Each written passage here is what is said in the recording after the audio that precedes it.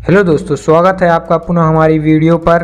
Class 12 का मैंने chemistry का चैप्टर 2 तक वीडियो बना के डाल चुका हूं। अब चैप्टर 3 स्टार्ट होने जा रहा है। तो यहां पर चैप्टर 3 का नाम है वैद्युत रसायन। पहला क्वेश्चन है, वैद्युत रसायन किसे कहते हैं? तो इसका आंसर है, रसायन विज्ञान की वह शाखा जिसमें स्वतः होने वाली रासायनिक क्रियाओं से मुक्त ऊर्जा से विद्युत ऊर्जा का उत्पन्न होना तथा विद्युत ऊर्जा से रासायनिक क्रियाओं को संपन्न कराने का अध्ययन किया जाता है। नेक्स्ट क्वेश्चन है हमारे पास, विद्युत अपघटन किसे कहते हैं? तो इसका आंसर है, जब किसी विलयन में विद्युत धारा प्रवाहित की जाती है तब विद्युत अपघट्य का आयनन हो जाता है, जिसे विद्युत अपघटन कहते हैं। अगला क्वेश्चन है, विद्युत रासायनिक सेल किसे कहते हैं? यह कितने प्रकार के होते हैं? तो विद्युत रसायन की परिभाषा लिखेंगे, वे सेल जो रासायनिक ऊर्जा को विद्युत ऊर्जा में या विद्युत ऊर्जा को रासायनिक ऊर्जा में परिवर्तित करते हैं, विद्युत रासायनिक सेल कहलाते हैं। तो पहला प्रकार है विद्युत अपघटनीय सेल। इसमें लिखेंगे, वे सेल जिनमें विद्युत ऊर्जा से रासायनिक परिवर्तन संपन्न कराया जाता है, उसे हम क्या कहते हैं? विद्युत अपघटनीय सेल कहते हैं। ठीक है। फिर अगला पॉइंट है गैल्वेनिक सेल। इसमें लिखेंगे, वे सेल जिनमें रासायनिक क्रियाओं के फलस्वरूप विद्युत ऊर्जा उत्पन्न होती है। अगला क्वेश्चन है हमारे पास, विद्युत रासायनिक सेल में लवण सेतु के कार्य बताइए। 4 पॉइंट है इसमें। पहला लिखेंगे, यह सेल के परिपथ को पूर्ण करता है। ठीक है। फिर अगला पॉइंट है, यह दोनों विलयनों की विद्युत उदासीनता को बनाए रखता है।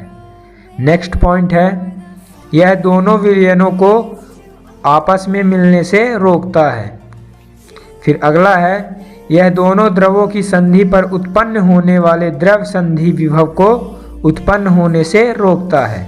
अगला क्वेश्चन है हमारे पास, इलेक्ट्रोड विभव किसे कहते हैं? ये कितने प्रकार के होते हैं? तो इलेक्ट्रोड विभव की परिभाषा लिखेंगे, किसी धातु को उसके आयन के संपर्क में रखने पर बने इलेक्ट्रोड के इलेक्ट्रॉन त्यागने या ग्रहण करने की प्रवृत्ति को इलेक्ट्रोड विभव कहते हैं। अब आइए इनका प्रकार देखते हैं। इलेक्ट्रोड विभव के प्रकार। इलेक्ट्रोड विभव 2 प्रकार के होते हैं। पहला है आक्सीकरण विभव, दूसरा है अपचयन विभव। तो आक्सीकरण विभव किसे कहते हैं, देखते हैं इसको। किसी इलेक्ट्रोड के इलेक्ट्रॉन त्यागने की प्रवृत्ति को आक्सीकरण विभव कहते हैं। यहाँ पर मेटल है, सॉलिड फॉर्म में दिया है, यानी कि धातु जो है वो ठोस अवस्था में दिया हुआ है। यहाँ पर इलेक्ट्रॉन त्याग कर वो धन आयन हो गई और यहाँ पे plus number of electron minus में हो गया। फिर अगला पॉइंट हमारे पास है अपचयन विभव। तो इसमें लिखेंगे, किसी इलेक्ट्रोड के इलेक्ट्रॉन ग्रहण करने की प्रवृत्ति को अपचयन विभव कहते हैं। इसकी अभिक्रिया, यहाँ पर धातु एक्वा फॉर्म धन आयन में है, ये एक्वा, और जब एक्सचेंज होगा तो जो मेटल है वो सॉलिड फॉर्म में इधर रहेगा। अगला क्वेश्चन हमारे पास है, इलेक्ट्रोड विभव को प्रभावित करने वाले कारक कौन कौन से हैं? तो इसका आंसर है, इलेक्ट्रोड विभव को प्रभावित करने वाले कारक निम्न हैं। यहाँ पर पहला कारक है धातु की प्रकृति। इसमें लिखेंगे, इलेक्ट्रोड विभव धातु और उसके आयनों को संपर्क में रखने पर होने वाली इलेक्ट्रॉन आदान प्रदान की अभिक्रिया पर निर्भर करता है।